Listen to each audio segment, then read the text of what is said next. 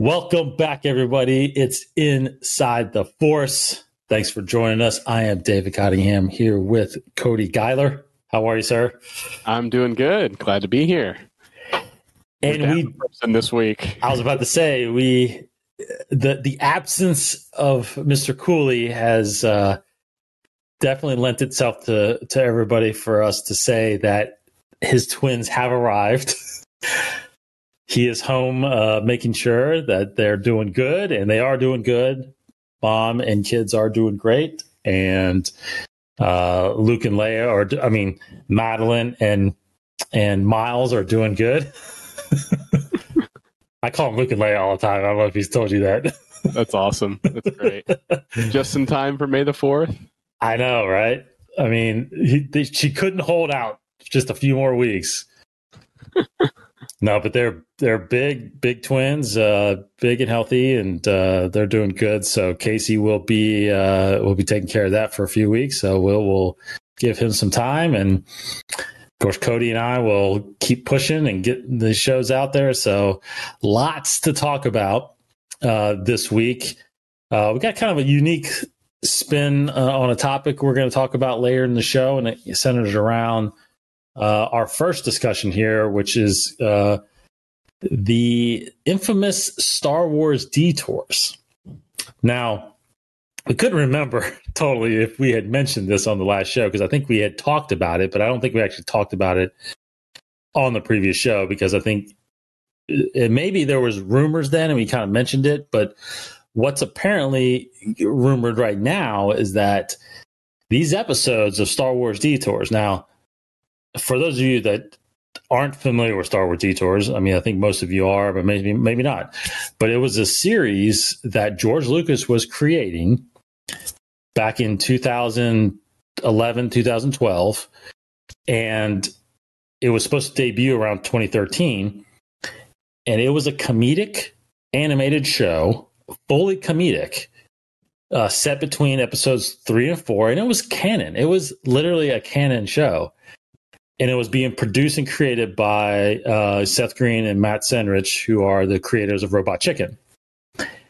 And I was at Celebration a couple times when they announced it. I even saw a few episodes, or not full episodes, but kind of lengthy pieces of episodes, because apparently they had a lot of episodes finished. Now, what I'm reading is that they've got about 30 or so episodes in the can, fully produced. They had about 20 or so that were not completed.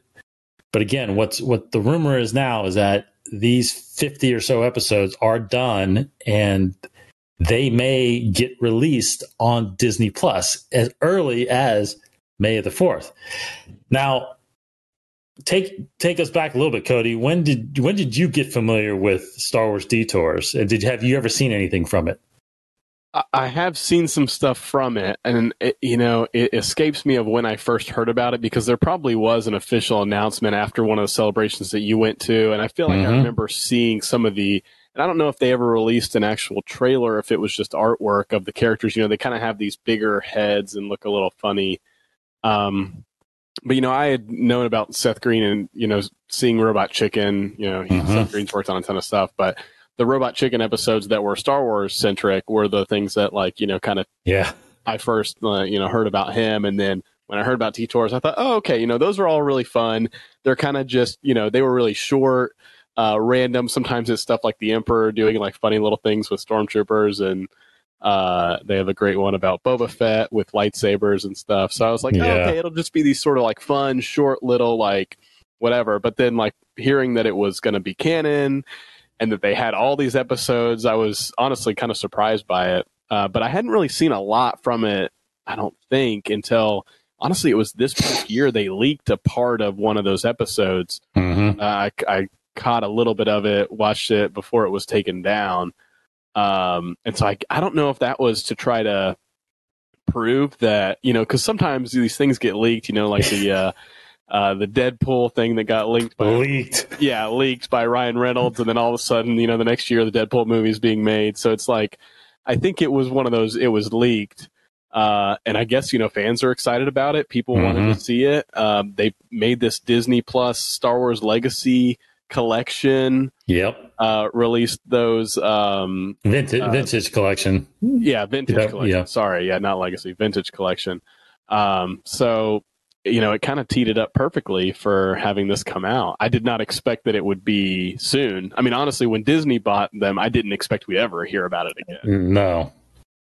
Yeah, and that will go into our later conversation of is this going to open the door possibly for different genres? Now, the comedic side of it, the thing about it is there's always been comedy in Star Wars, right? There's been comedic one-liners and funny moments, but this was a full-fledged, like Robot Chicken is. It's supposed to make you laugh, and George was at that point where Clone Wars. So Clone Wars at this point also was towards its end, right? It just finished its 4th or 5th season, and ratings were not great. They were good, but they were not great. But they were going to continue finishing it out, season 6 and 7.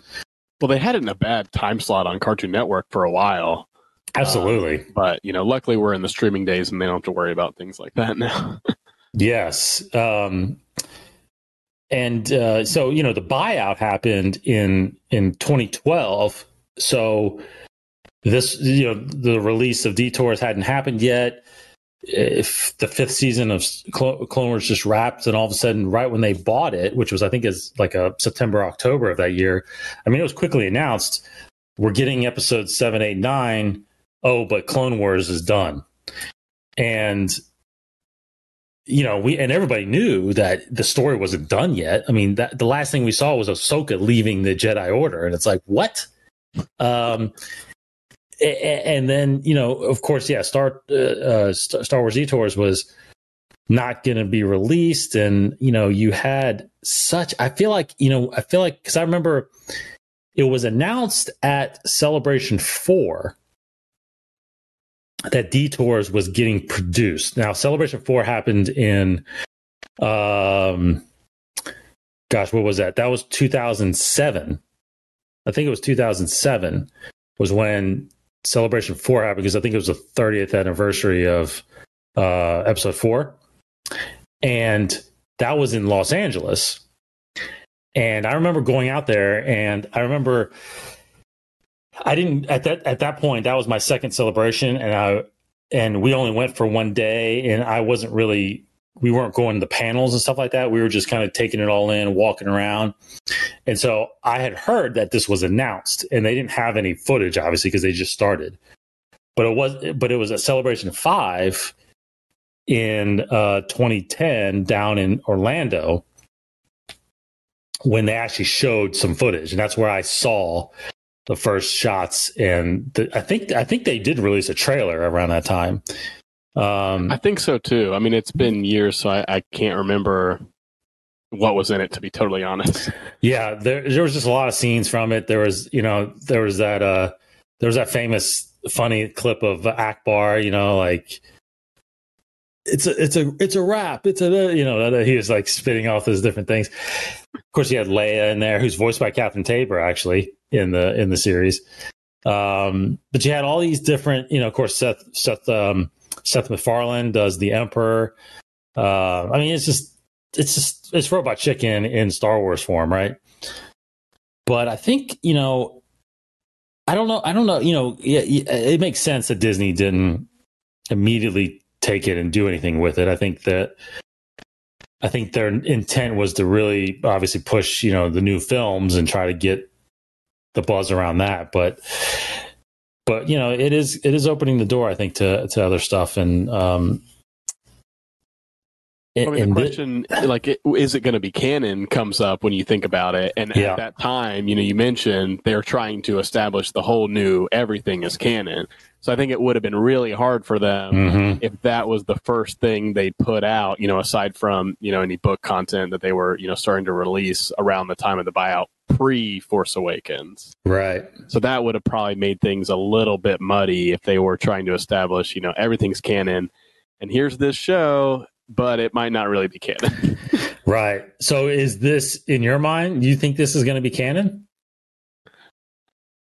I think they're going to put it on the vintage, Star Wars vintage collection, and I don't think it will be. But yeah, I agree with you. I don't know enough about. I haven't read up about any of the I don't know what plot points were sort of talked about or released or in interviews from George or from Seth to know if there was enough leeway to where it's hey, these things could have happened within the original trilogy, but yeah. You don't have to take it too seriously. I don't think there's any way, because I bet you there's something in there that now kind of contradicts something within that time period, because that was done, 9 years ago or so, 10 years ago or so. So yeah, you're right. I think it's going to end up in that vintage collection and just be something that's like the Lego series, where it's just fun to watch, but I have a feeling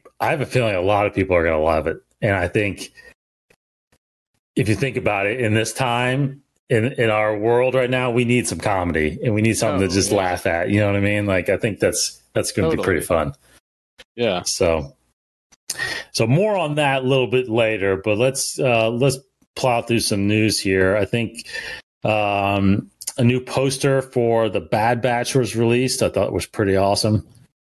Yeah, I'm actually really hyped for the show. I'm really hyped for the show. I love I just know, as well as you do, I'm sure. I just know that, as with Rebels and Clone Wars and even Mandalorian, it's you just know the show is gonna go in a direction that's just gonna blow your mind somehow. And I just think I can't wait to see where it goes. I just can't wait. Yeah, I agree. I feel the first season of a Filoni show kind of gets you into the world, into the characters. Yes. And then the end of the first season, season 2, it just opens the whole thing up. And it's well, anybody could show up at that point. If they're that's exactly right. That timeline, you're probably going to see them. That's right. That's so right. Well, I thought it was cool in the poster, the marketing there, they kind of are leaning on, they've got the Emperor looming large there in the top. And so, they're really leaning into that, post Revenge of the Sith timeline, which I just think that's a interesting era. I really loved Fallen Order taking place in that era. So I'm excited to dive into it. That's why there's got to be Vader aspects in there somehow. I mean, it's got to be. You don't see him on the poster yet, but probably season 2 you'll see him on the poster. So the High Republic, I think last week sometime they announced kind of their second wave of material that's coming in this first phase. Really, it's just upcoming comics and stories that are coming in Star Wars Insider. The Kevin Scott book, The Rising Storm, which has already been kind of talked about, that's coming out in June.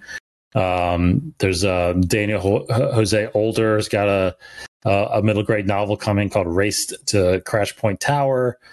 Comics of High Republic Adventures. Justina Ireland's got a young adult novel called Out of the Shadows coming in July as well.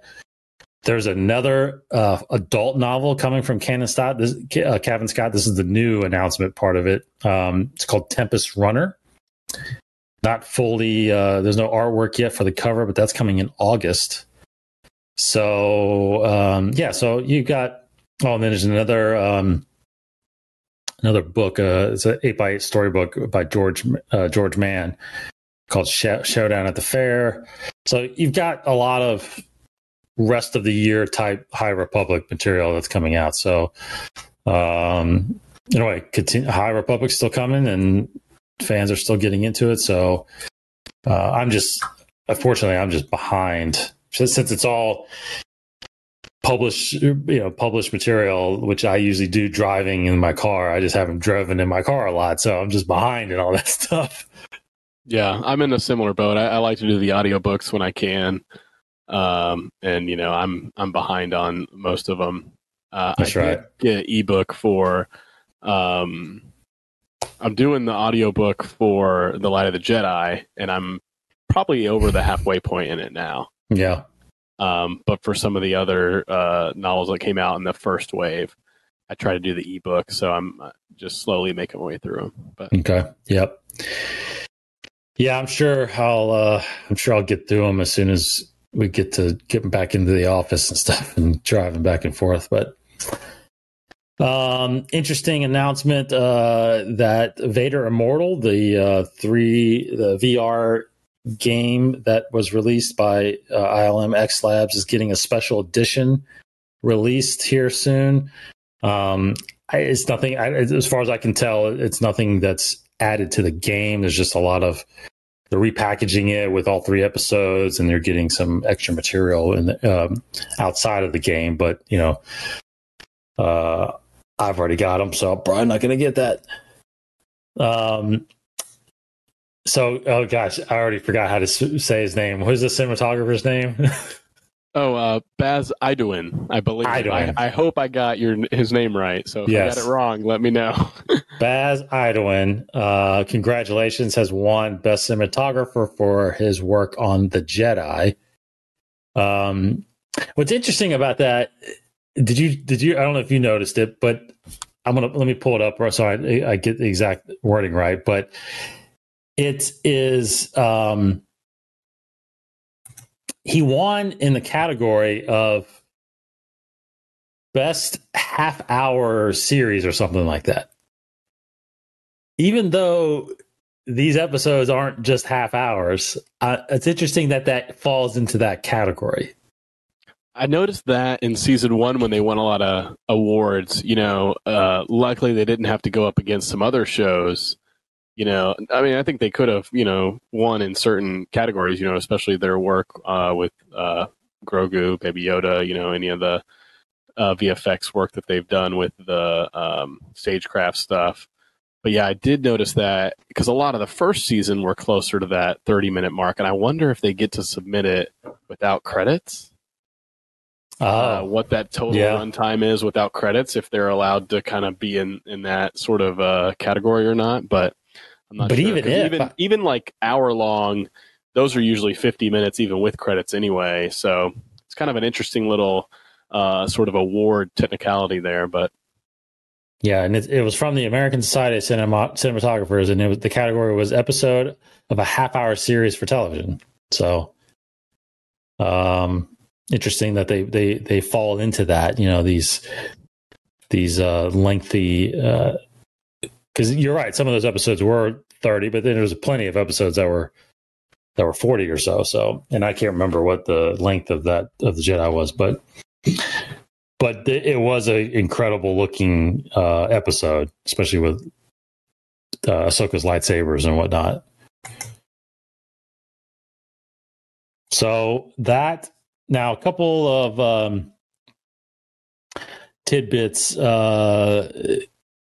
Again, I think this one's easy to kind of talk about briefly, but there was a quote that Katie Sackhoff, who plays Bo-Katan from The Mandalorian and The Clone Wars and Rebels, she had mentioned that they were told, they as in the cast, was told that the Jedi that was showing up at the end of season 2 was actually going to be Plo Koon. Do you think, Cody, that any of the cast was like, wait a minute, he's dead? I was kind of wondering. I was like, maybe Katie Sackhoff was just kind of like, oh, okay. And like, didn't like think about it, like if you heard Dave say it, or somebody, maybe John or whoever told him, and they said it like, seriously, you might just be like, oh, well, I guess, it's Star Wars, maybe there's a way to bring him back. Yeah. Yeah, I don't know if it was somebody else that was like maybe not to say that she isn't a fan. I'm sure she is a fan, but if there was another cast member that was a little bit more into the nitty gritty details, yes, then I'd be like, did they like question you on that, or was there ever like? I know, right? But how could you question? How could you question Filoni, right? Yeah, I guess. Yeah, that's the thing. But I can just totally see Filoni, saying this, like gathering them together and say, okay, so today when that door opens, it's actually going to be Plo Koon that comes, and they'll be like, and then I could see him walking over to Favreau, going like, I just told him it's like Plo Koon's coming through that door, and I don't think any of them got it. Like totally messing with him. But that's pretty good. Because like you said, if I was like an actor on that set and I got told that, I'd be like, do I want to tell him? Does he know that he died? Or nah, I'm probably not going to say anything. Like, do you correct him or do you just go along with it? Yeah, you're like, wait a minute. This is going to like kill the canon because it's, for those of you that don't remember, he died in his starship, right? I think it was Canon, and he got shot down by his by clone. I think it was Wolf that shot him down, actually. Oh yeah, I think so. So I'm trying to remember, did his Jedi Starfighter actually explode, or did it just like it hit that tower and blew up? Yeah. So there's no chance he's not. Oh, he's dead. Yeah, he's dead. Now if he would have said Mace Windu, that would have been like, whoa, wait a minute. Okay, we didn't see him actually die. But that would have been pretty cool too, actually.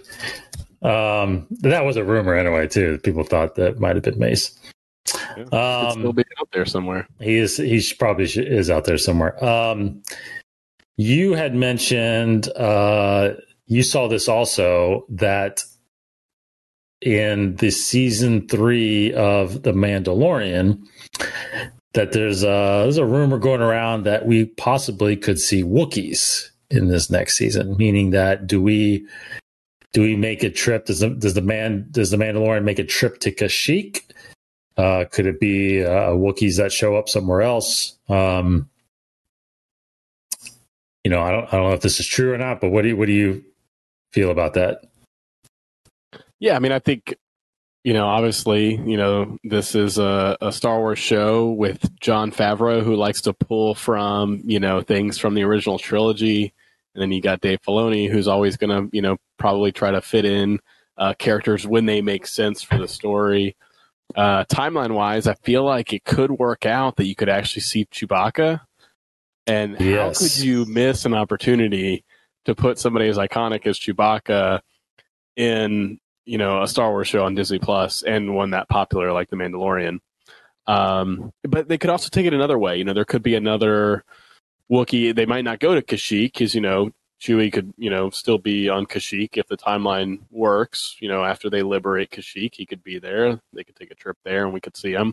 But there could be another, Wookiee roaming around in the galaxy. I mean, it's a huge place. So, maybe they'll do something like that where, a lot of times we think it's going to be, a character that is well known that's going to pop up or related to somebody. But then they find a way to create a new character and put a different spin on it. So this could be a Wookiee bounty hunter or something. Who knows? Okay, I'll take this one step further because I agree with you. I think if you're already talking Wookiees, you've got to bring in Chewbacca. I mean, I think you'd miss, I think Filoni at any time, these guys love Star Wars so much, and they're fans as much as we are, and any fan would want to see Chewbacca in this thing. But so let's take that next step. We saw a young Luke. Could we see a young Han?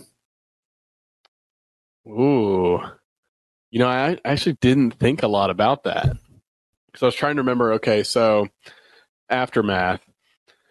Han and Chewie liberate Kashyyyk. Then they split up, right? When Ben Solo's born, Han leaves. Chewie, does he stay on Kashyyyk? So I believe, and I'd have to go confirm this, but I believe they do split up a little bit, that Chewbacca stays back and tries to put things back together on Kashyyyk. Han goes back and does help, tries to be a father. But at some point, him and Chewie hook back up, and Han's going out there racing and doing stuff, and Chewbacca somehow gets hooked up back with him. I mean, technically Chewbacca still has a life debt, right, to Han somehow still. So when do they get back together? I'm not sure, but this roughly takes place.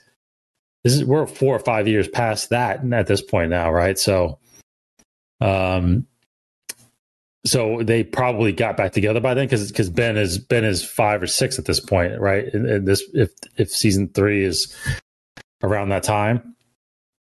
Yeah, so Ben's probably born like he's born a year after Return of the Jedi, I think, right? Okay.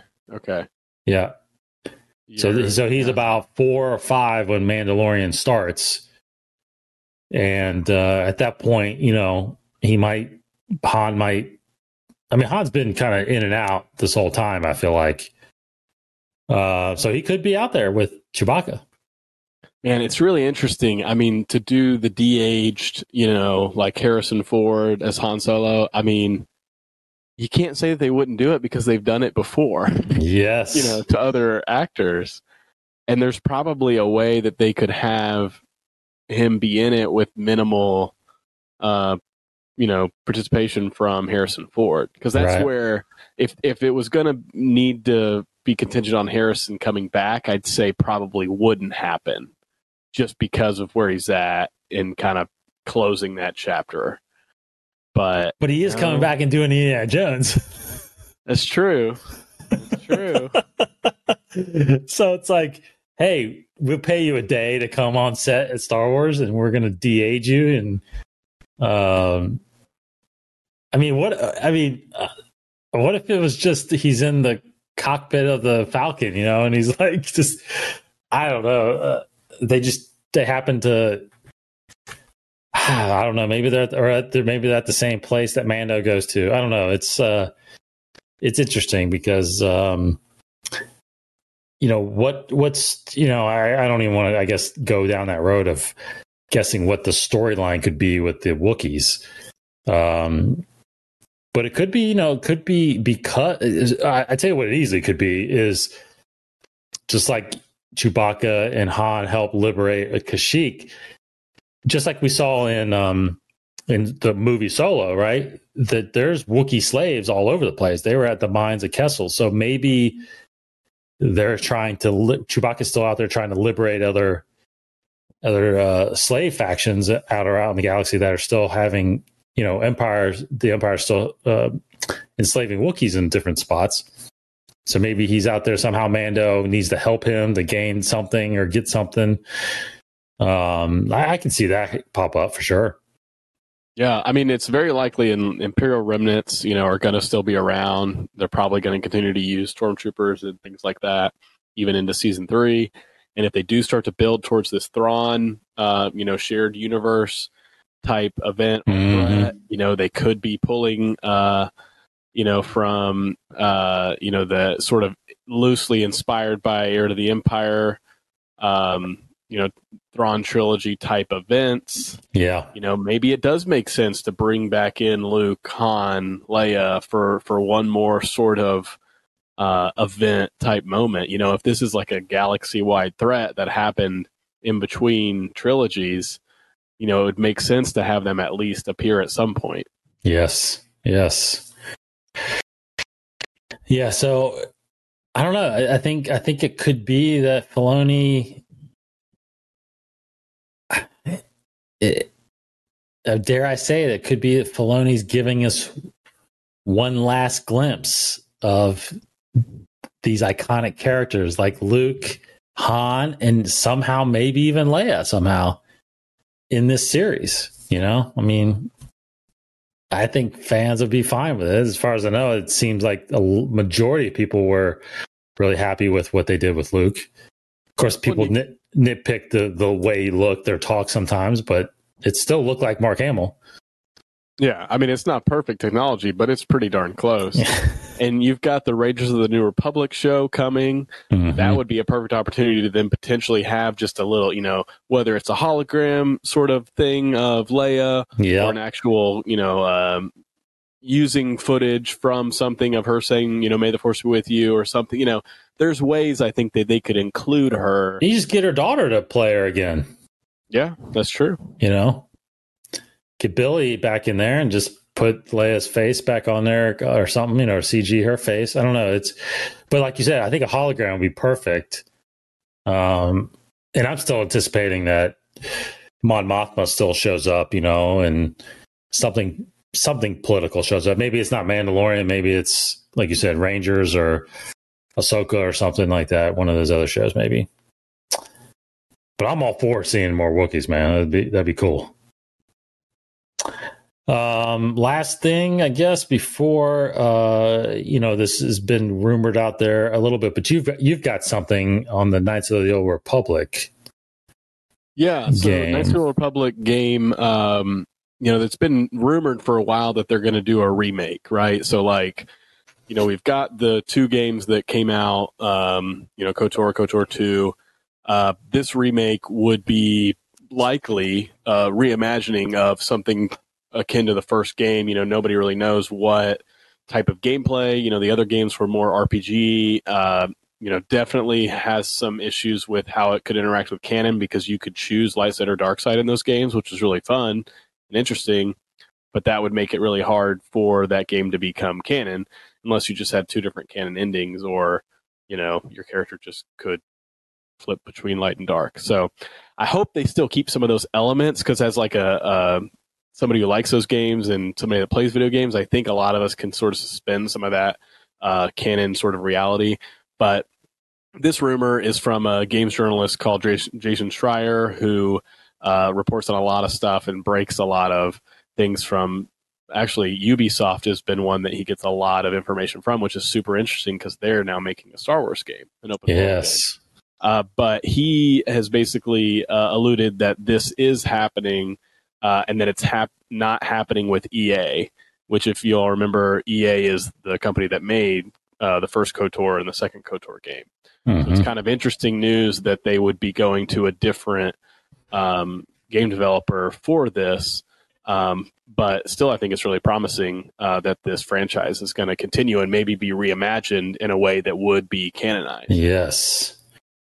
Yeah, and I definitely think, when we did first hear that rumor come out that there were, I even think that they even used the word remastered, not necessarily remade, but almost like remastered in a sense, to give you the feeling that, okay, they're gonna update the graphics, they're gonna update the story maybe a little bit, and then put it out on these new platforms, the Xbox One S and the PS4 and stuff like that. But now that you were discovering, I guess, in a sense, that EA is not involved anymore, and it's basically, it sounds like a brand new game from the beginning. Maybe different characters. I mean, you might have some similar characters like Revan and stuff like that, but you might have a whole different scheme of characters. And this may be the first introduction, right, to the canonized timeline of the Old Republic. Now, Knights of the Old Republic, that, if I recall, that's like even further back. We're talking like 3,000 or 4,000 years before Episode 1. Mm-hmm. I don't know. I have a feeling, because then there was so there was Knights of the Old Republic, then there was just the Old Republic, which took place a couple hundred years later than that, which was the most recent games that are out there now, and I think they even have updates for that still going on. Yep. But I don't know. Part of me feels like that they may kind of bring that timeline a little closer than that far back. You know what I mean? Like maybe it's only 1,000 years closer to the High Republic. You think? No, yeah, but maybe still before that, but maybe around that 1,000 years where it's like this great Sith and Jedi wars. I don't know. I feel like I don't know. Just part of me feels like that far back in the timeline, it kind of separates itself too much from what's happening in High Republic, and then of course the original Skywalker series. I don't know. Part of me feels like they might shorten that timeline a little bit to kind of make some connection, still to what we know about, right? Because the High Republic, there's still that connection with Yoda, right? Yoda's in that time period, and he's a character in that series, so you have some familiarity, even though it's a couple hundred years. But we know from seeing glimpses of Darth Bane and Mace Windu talking about, the Sith have been extinct for millennia. It's like you have that 1,000 years out there.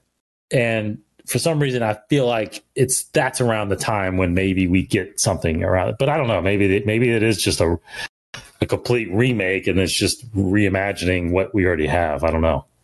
What do you think? I mean, I would think it would be interesting if they do change it a bit. If it's a remaster, that's fine. That'd be great. Same game, just sort of new skin, updated graphics would be fun. But I do feel like if they are going to be delving into that timeline, thousands of years ago, Knights of the Old Republic, they've probably got a new sort of version of this is the canon of what we actually want to have happened, and these are stories we're going to tell. But I find it kind of interesting that they are going to be potentially moving forward if this gets made on a video game, because I thought, it was rumored that the Game of Thrones producers were doing a Knights of the Old Republic series. It made a lot of sense. They had worked on Game of Thrones, fantasy. Knights of the Old Republic kind of borrows a little bit more on the fantasy side of the Star Wars genre. And so it would have made a lot of sense to have some of those similar kind of, their sort of what they were used to making. Right. And I like to think that there was probably ideas, concepts, maybe even scripts at that point. And I'd like to think that they might make a movie or show in that era. So I think it'll be interesting to see what will come first. Games can typically sometimes take anywhere from 3 years at the earliest and 6 years at the, latest. Yeah. So this could be something that's 5-6 years from now, or it could already be in development and be 2 or 3 years away. We don't really know yet. But I would like to think that they will be probably releasing similar content, kind of like what you said about connecting it to some characters. Like they'll probably have comic and book related content, maybe even with a Disney Plus show or a movie, all around the same time this thing hatches. Yeah. That would make sense. And I don't know that they want to fully develop this game, have a storyline, have characters, and then ever have a creator that wants to make a movie, kind of be stuck working with that game script. I think they would probably want, the movie or the show to potentially come first even, which could still happen.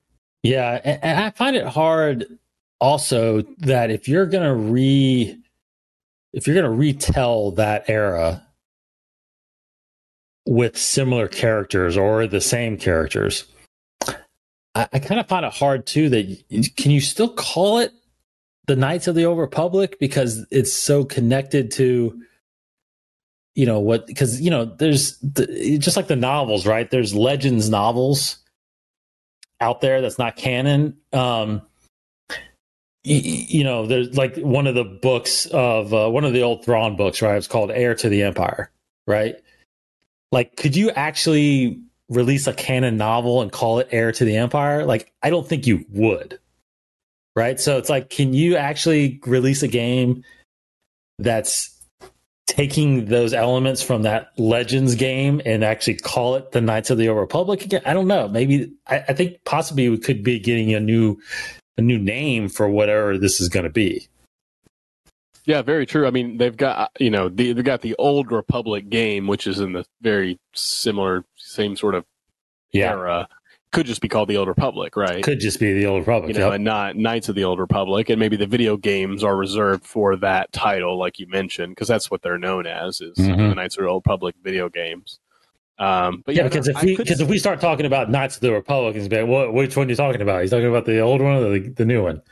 Right. Yeah, it does get a bit confusing. I mean, I could always see them doing something interesting, like on Disney Plus, if they ever had a show that had Thrawn in it, I could see them titling an episode Heir to the Empire, right? Yes, sure. Little homage like that, I can see them doing, but I get where it can start to get confusing, right? Even if they called if they make a remake of the game and they call it Knights of the Old Republic, it gets confusing, right? It's like, yes, you just said, which one do you mean? I think audiences can probably figure out the difference, but you're probably right. I mean, I would think that this is probably eventually going to become like a trilogy of movies or a series of movies. And they probably are just working out all the, the concepts and storylines and characters that they already did work with the producers from Game of Thrones. Yes. Eventually, we'll probably see a lot of this stuff happen. And hopefully there's connectivity with the game. Yeah. I mean, is it possible that the rumors we've been hearing about this open world game, that these two are one and the same? That's interesting. I haven't heard a lot of people talk about it. I haven't really delved into that sort of like speculation about it online. But, the one connection is Ubisoft. As a developer, this games journalist has leaked a lot of Ubisoft stuff in the past, like Assassin's Creed games and other Watch Dogs and stuff like that. So maybe they've been working on Knights of the Old Republic all along, and they're still working on it, and that's the open world game that they're doing. Because I haven't played Knights of the Old Republic because at the time it was a big PC game, and I'm not a PC gamer, but there is a big kind of open world aspect to that game, I believe, right? I mean, I know there's a storyline, but you can travel to different planets and. Yeah, there's multiple planets, and I think I'm trying to think. So the first one was on the original Xbox. Yes, I think it was. I want to say. I think that's where I played it originally. So it's definitely open world. Now, some of it is sort of like you've got to start on this certain ship, and then you can go to the next planet, and then you kind of get your pick of like, okay, you can go to these 4 planets in any order. Once you're there and get out of your ship, you're kind of stuck to like where you're able to travel to. But, unless you're locked into like a certain quest or whatever, you can go back to your ship and get in and like travel to the other planet or whatever. So, yeah, it's definitely got that open world vibe. Yeah, I feel like that's I would lean towards that a little bit because it seems convenient. We're getting those rumors circulating together, like, oh, there's an open world game coming. Oh, we're remaking the Knights of the Old Republic. Oh, well, actually, it's an open world game, Knights of the Old Republic game. I don't know. So that'd be pretty awesome. It would be pretty awesome. I think that's how you do it. I think if you want people to not only play the game but stick with it, because the open world aspect, you have hours and hours of time in it, right? So that's a way to get people. Now, I'm not sure how people that are dedicated gamers to the Knights of the Republic and currently with the Old Republic stuff that they still have DLCs for, it's like, are those people gonna really jump off there and fully come over? I think most of them will probably, and at least check it out and see. Of course, some might get upset that if it's again remaking or retelling some of those stories, but I think like Legends, part of me feels like they're going to kind of leave that alone and just tell a different story. Does that mean we won't get like those iconic characters like Revan and Mission and I can't remember the jet. Yeah. I don't know, but man, I'm so ready for an open world Star Wars game. I can't even wait. Oh yeah. I can't wait. I mean, I would love it. I would love for the Ubisoft game to be this because I think they're very good at what they do, and I think this makes sense. But somebody has got to make a Mandalorian game. Yes. And I would love for it to be the open world game, to be totally honest. Like, I know it's a little bit of a tangent, but somebody has got to make a game in the Mandalorian sort of universe, probably something that's just before season 1 so that you can just stay away from any storytelling sort of issues. But somebody has got to. It's like the whole season 1 is like it's perfect for a game. He goes on these quests, he upgrades his armor, and you're just like, this is a video game. It is, and you know what? They have that game. They have that game 1313, where it was a Boba Fett game. They have the skin. Just make it the Mandalorian. Oh, and people want that 1313 game. Like any game that doesn't get released becomes like the greatest game ever because you never get to play it. But you've seen the game, right? You've seen them. Yeah. It's like Uncharted, right? And that's, exactly. I think that would be great, and either make it similar to Uncharted or somewhat like an open world game, and I think it would be great. Yeah, because man, I mean, it was on Coruscant, the planet I love, and just exploring that because that planet's so vast. Oh man, I was so ready for that game too. Like, oh my gosh. It's basically an update, like a really, really updated version of like Bounty Hunter, the old game with where you play as Jango Fett. Yes. They've remastered that, and you can play it on like PS4 and stuff. So I've played it on there. Doesn't hold up quite as well graphics wise, and controls are a bit weird compared to what modern gaming is. But I just want an updated version of that where you play as Mando or Boba Fett or something. Oh man, yes, that's yeah. So like, if they're bringing detours back, they got to put 1313 out there or something. They got to get somebody. I mean, it's already, all the work is almost there. Just got to finish it. Yeah, I'll pay for it. Just give it to me. Yeah, exactly, exactly. All right. Okay, let's get into our topic here. Just a quick announcement for those of you into the Thrawn Ascendancy books. The second book, Greater Good, will be out this coming Tuesday, April 27th.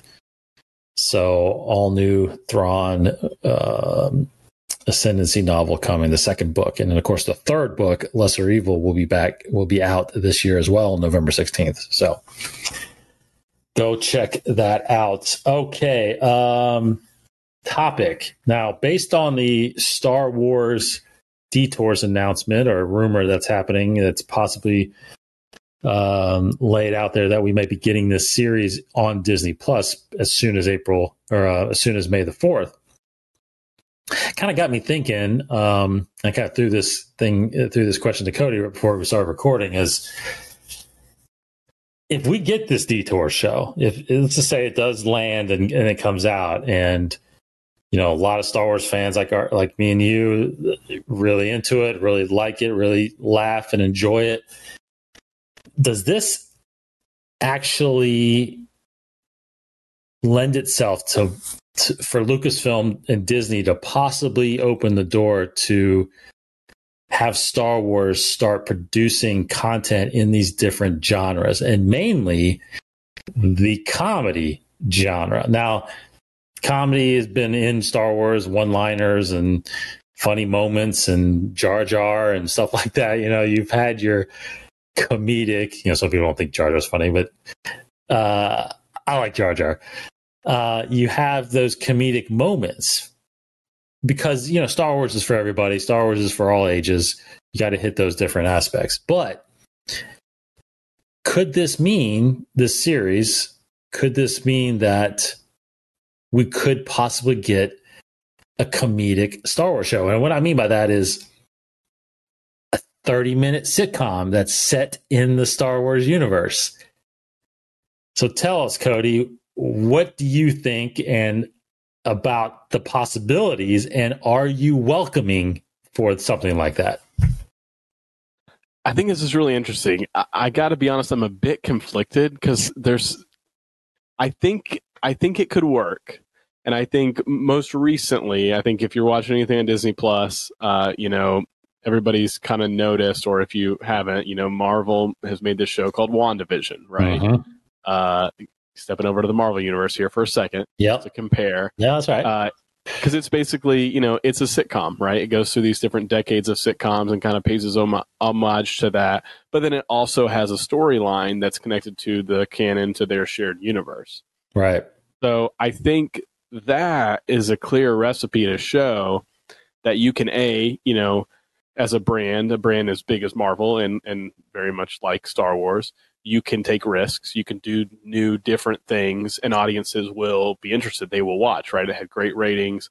And I think the really interesting about it is, I watch some Marvel movies with my wife and stuff like that, and she's interested in some of them she's not. This one she was watching, like she was interested in it because it had these different kind of moments in it, right? It had these Brady Bunch style moments for a certain episode, and some of it felt like Full House and things that we sort of had watched before. And so I think it allows a really interesting opportunity to potentially show Star Wars to new audiences. And I think Disney Plus has created a great place to be able to do things like this, take risks, right? Like, then the other flip side of it is you look at what happened in the pre-production of Solo. Some of this is kind of like conjecture, rumor, but obviously they fired Chris Miller, Phil Lord. Yes. Known for a lot of comedy and a lot of their live action stuff that they've done. Very talented filmmakers, writers, producers. But it was supposedly rumored that they, I think it's pretty well known they like to do a lot of improv, and they were kind of going off script. And so I think the studio or whoever, Kevin Kennedy, they weren't as happy with some of that and how that was going or what. Well, mainly the writer, mainly Kazan was, Right. So, that was a big deal at the time. They were fired, moved on, they brought in Ron Howard, and he finished the movie. So I think it kind of, to me, that tells me Star Wars doesn't want modern comedy. Because you have to think, if somebody's, you got an actor like Donald Glover, you've got, the producers Chris Miller, Phil Lord, who are directing, who are known for doing things like 21 Jump Street with a lot of improv and comedy. And you just think, okay, so I think at some point it was said that they were making Han Solo act a bit like Ace Ventura. Yeah. Jim Carrey and Ace Ventura, which I think is super fun and I would have loved to see. And as part of me still is like, I want to see that movie just because I like to see what a creator was set out to do and starting to make. But I like Solo, and I like where it got and where we landed with it.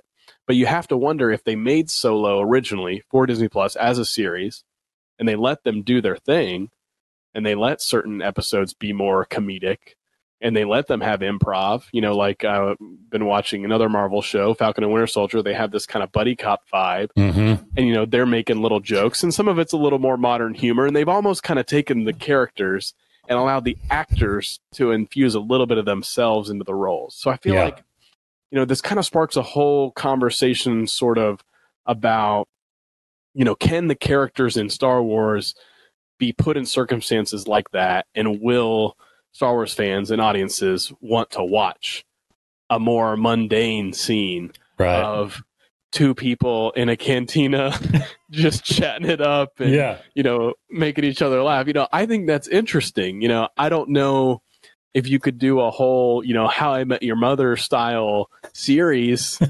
where they always come back to the cantina and joke around with friends. I don't know if you could do it. I don't know if there's a story there in Star Wars, but I do think that it's possible.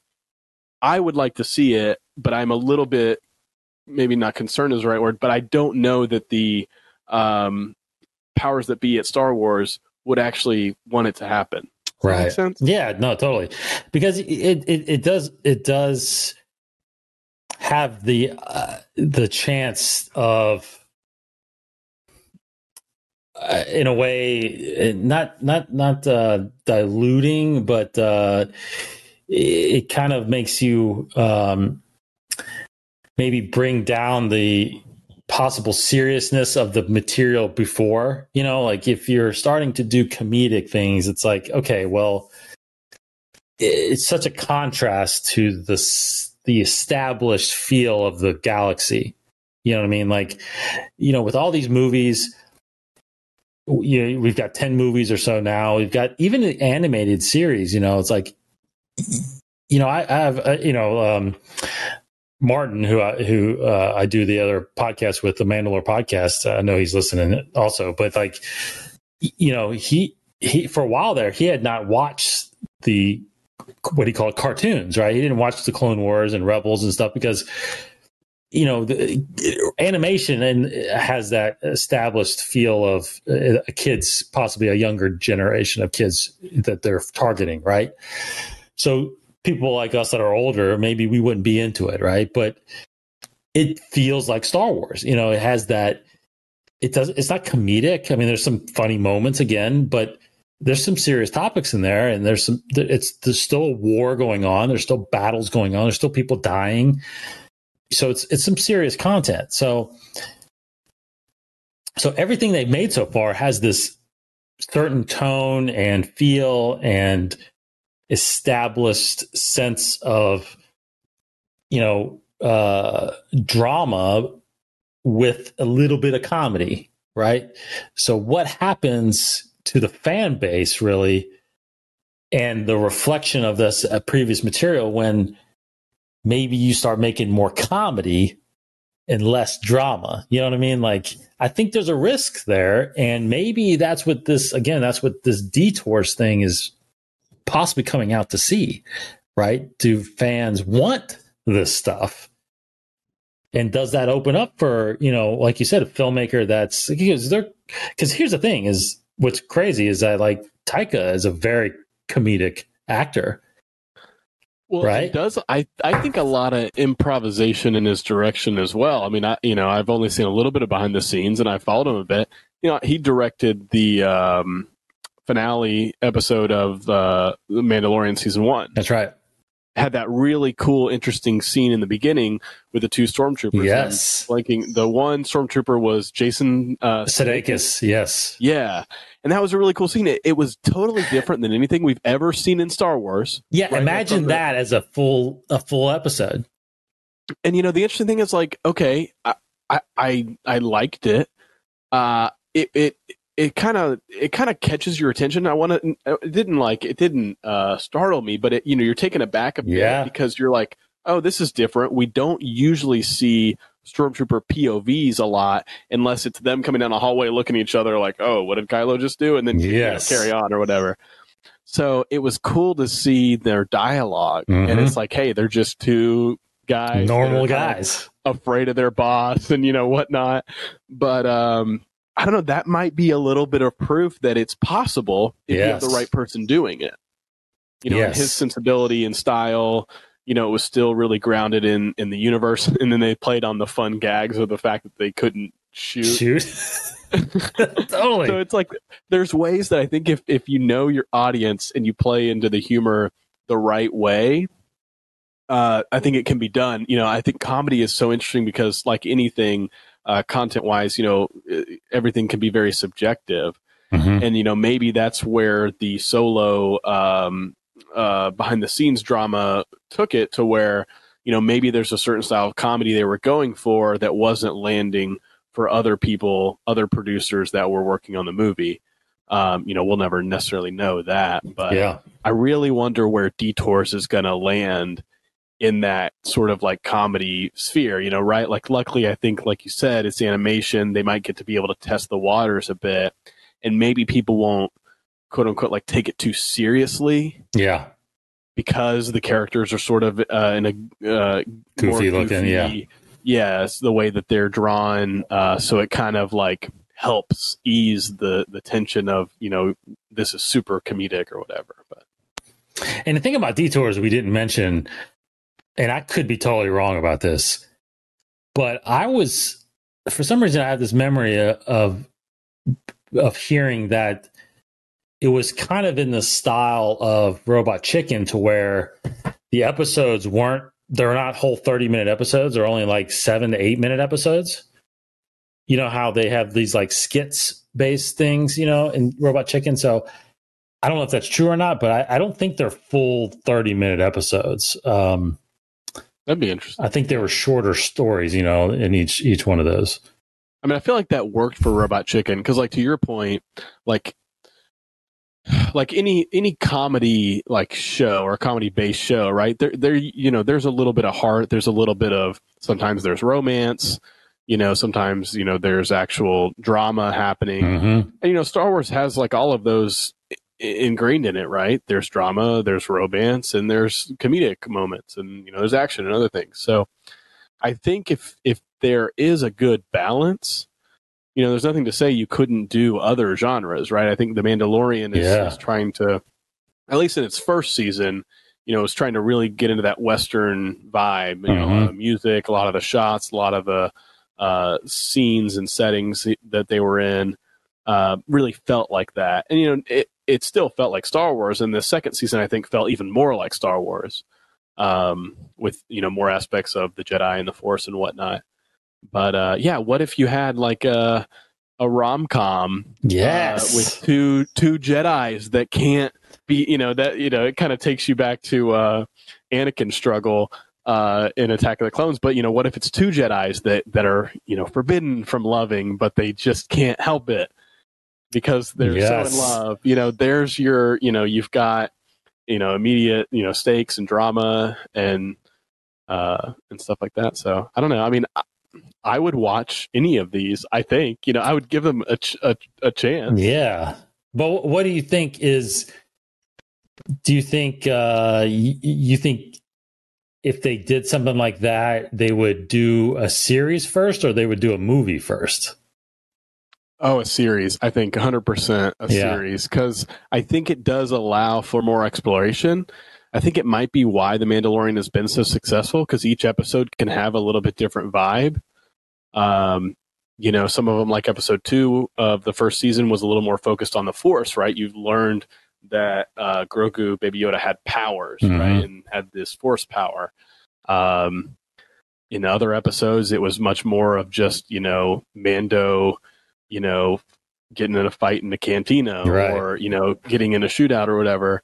So I think it allows you maybe to, explore some of these different genres and even in different like scenes within episodes. Yeah. And I think it'd be interesting because, you've got this show like The Acolyte, and I even feel like the way it was written in its announcement, and I'm not remembering fully, but isn't it like a thriller or something, the way that it's described? Yeah, something like that. I do remember that. You're right. It's a different, more darker take, I think. Yeah, I mean, even stuff like that. I mean, we've seen dark Star Wars, Revenge of the Sith, things like that. But, even, for a show, if this has a lot of mystery-based elements, or, there's a ton of content, on Netflix and stuff, that's all based on mystery, obviously like crime dramas, big genre, things like that, murder mysteries and stuff. So I feel like you could still dive into stuff like that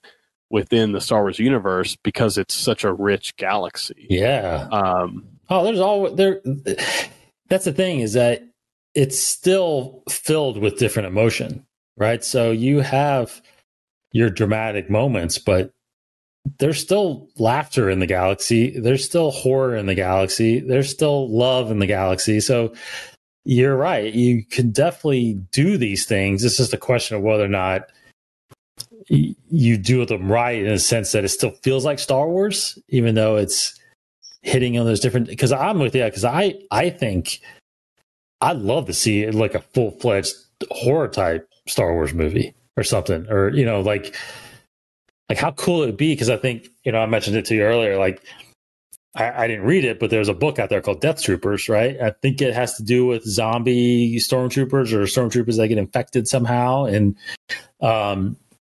I mean, can you imagine like a planet that gets like infected, and there's like a disease going around, and then all of a sudden there's these zombies, and freaking Vader's got to show up and like wipe all these stormtroopers. I don't know. It's like, I mean, or there's a group of civilians on the planet that are getting chased by these zombie stormtroopers. I mean, people would watch that movie.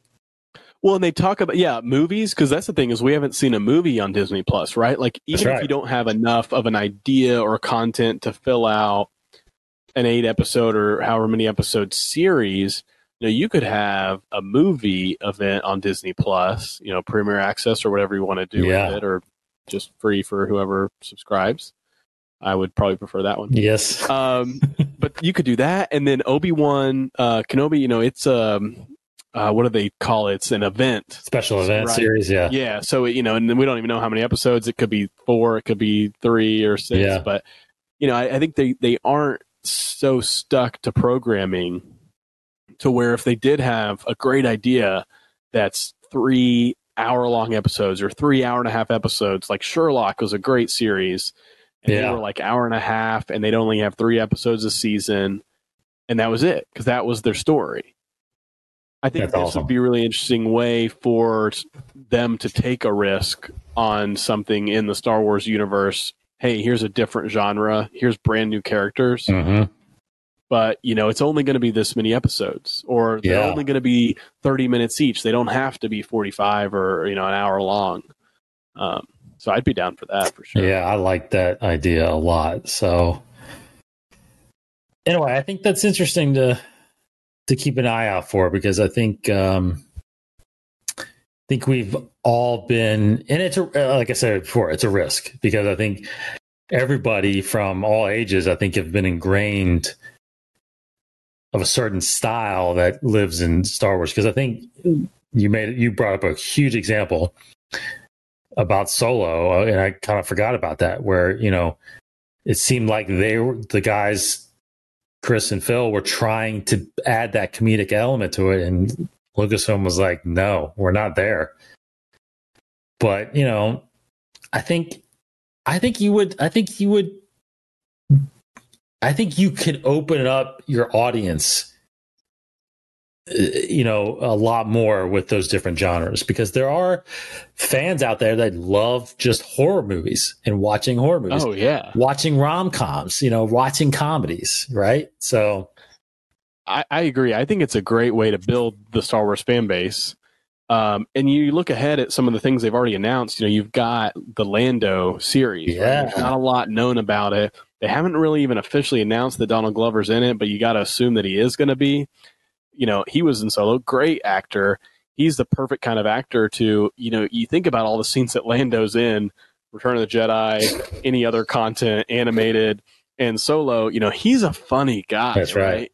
And you got to think that they're going to put him in circumstances that are going to be very much like if you were watching, some comedy show, pick your favorite comedy. Mm-hmm. He's going to get into these weird circumstances that involve romance and cantinas and nightclubs and things like that. Like, he really probably is the kind of character that you could put him in a lot of Earth world like scenarios, and he would just eat up those scenes. Yes. So I could really see them potentially leaning into some of that with whatever they do with this Lando show. And I think if you you have the right writer, you have the right person telling the story, you have the right actor too. Mm-hmm. Maybe Alden just wasn't able to carry some of those comedic improv. Because Han, Harrison Ford did some improv in the original trilogy. Not a lot of it's known because some of the most iconic lines people think were just meant to be. When Leia says "I love you," he says "I know." That wasn't really a part of the script. No, it was just like that's what they thought that Han would say. Yeah. So, and Harrison was great at that, and he really made that character. So maybe they were having trouble with some of that when they were really trying to figure out the comedy aspect. Mm-hmm. And I'm sure, there were probably a lot of scenes with Han and Lando.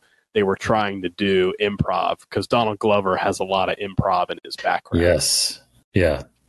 Yeah. And Han, that's where I think where Lucasfilm might have went off the rails a little bit is Han's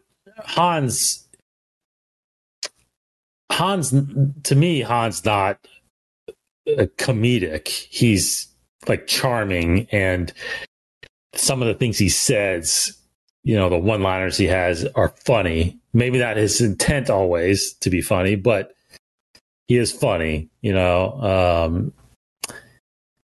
maybe they were trying to push him over into that more of being a comedian kind of character, and that's where I think they might have killed it. Yeah, it may have not been working well. And I think if it's a buddy cop vibe, he's more of the straight guy. Yeah. You have to have somebody playing off him that's more of the one that's kind of, poking fun maybe at him or at his expense even. And I think there's still opportunity and room for them to bring back those two actors and continue that Solo story in something at Disney Plus and do it as a buddy cop thing, or do Han and Chewie as a buddy cop, sort of thing. I mean, there's, when you ask the question, there's so many different genres, some involving comedies, other genres that you could really take these characters, because especially if you take characters we know and then you start to put them in different circumstances or genres, I think audiences will probably attach to it a little bit easier than maybe even if you did all new characters, right? Like if you just said, hey, here's a brand new character in the first Star Wars comedy, people might not like it. But if you said, hey, we're doing a buddy cop Disney Plus series with Han and Lando, and it takes place during this time, people are going to be like, oh man, I love Han and Lando. I can't wait to watch this. That's right. Yeah. Anyway, I think it's an interesting topic. I think there's a lot you can go there, and it's just going to be a big how do I say it? Just we're looking forward to seeing whether or not Lucasfilm will go down that road or not, because I think you have to do it, and you can't do it, in my opinion. Detours is one thing because you already have it, but I don't think you can necessarily do it now in a animated form. I think if you're going to do something like that, it's got to be a live action type of thing. So we'll see. We'll see if they do that, and try to dip into that. But I think that they are talking to the right people as far as filmmakers and writers and stuff like that, and they definitely can go down that road. So we will see. Cody, thanks for joining me this week. Yeah, of course. Always love talking Star Wars. Yeah, we will be back next week to give you a little bit more as we get closer to May the 4th. Just 2 weeks away, I think, basically 2 weeks from yesterday, May the 4th. And of course, the debut of The Bad Batch on Disney Plus with that 70-minute premiere. Gosh, can't wait for that. My daughter is even saying, like, you better wait till I get home from school because I want to watch that. Like, hey, when it comes to, because we've been watching Falcon and the Winter Soldier together, and I've been waiting till Friday night.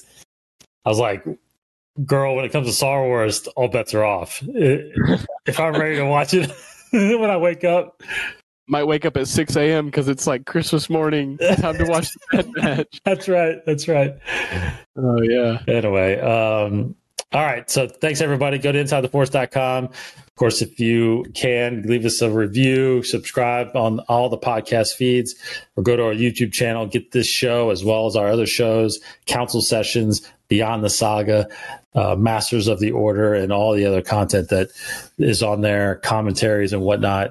Of course, I'm doing the Mandalore podcast as well with my boy Cyber Ren over there, Martin Donison.